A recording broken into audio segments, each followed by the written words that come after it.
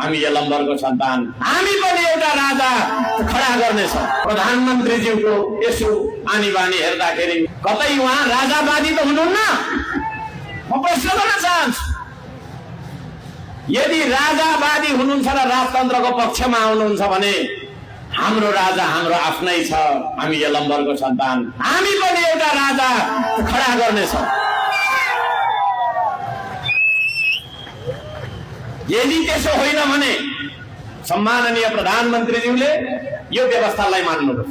उहाँलाई बारम्बार हामीले सदनमा बोलाइरहेका छौँ। प्रधानमन्त्रीज्यूको यसो आनी बानी हेर्दाखेरि उहाँको आफ्नै नीति तथा कार्यक्रम यो देशको प्रमुख राष्ट्रपतिज्यूले, सम्माननीय राष्ट्रपतिज्यूले वाचन गरिरहँदा उहाँकै सामुन्यमा पिछु फर्काएर 15 मिनट पनि नसुनिकन कता जानुहुन्छ फर्केर आउनुहुन्न। त्यो भनेको यो व्यवस्थालाई अपमान गर्नु खोज्नु भएको हो कि के हो? म प्रश्न गर्न चाहन्छु। गणतन्त्र चाहिँदैन भन्नु खोज्नु भएको हो कि के हो? म प्रश्न गर्न चाहन्छु। अहिलेका हाम्रो तपाईको चाहिँ सदनको भवन र उहाँको प्रधानमन्त्रीको कार्यालय हिँडेर जाँदाखेरि 2 मिनेटमा आइन्छ, गाडीमा आउँदाखेरि 30 सेकेन्डमा आइपुग्छ। लाइभमा हामी के भन्दैछौँ हेरिरहनुहुन्छ हाँस्दै हाँस्दै, तर सदनमा आएर उहाँले आफ्नो नीति तथा कार्यक्रम पेश गर्नुहुन्न।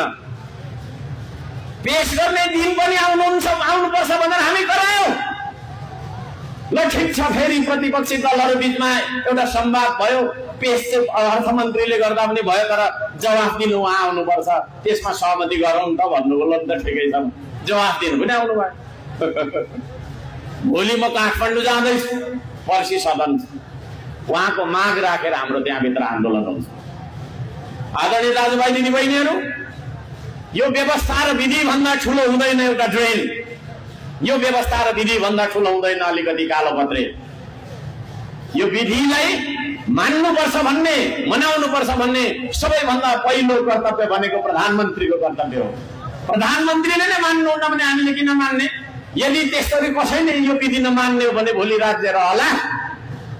त्यसो भएको कारणले गर्दाखेरि हुन त उहाँ केही पनि सुन्नुहुन्न।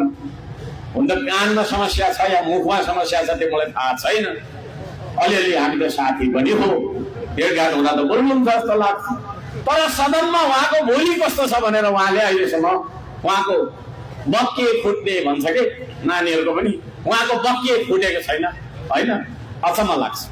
प्रधानमन्त्रीज्यूको सदनमा रोस्टममा उभिएर धेरै बोल्नु पर्दैन, 2टा वाक्य बोल्दिनु।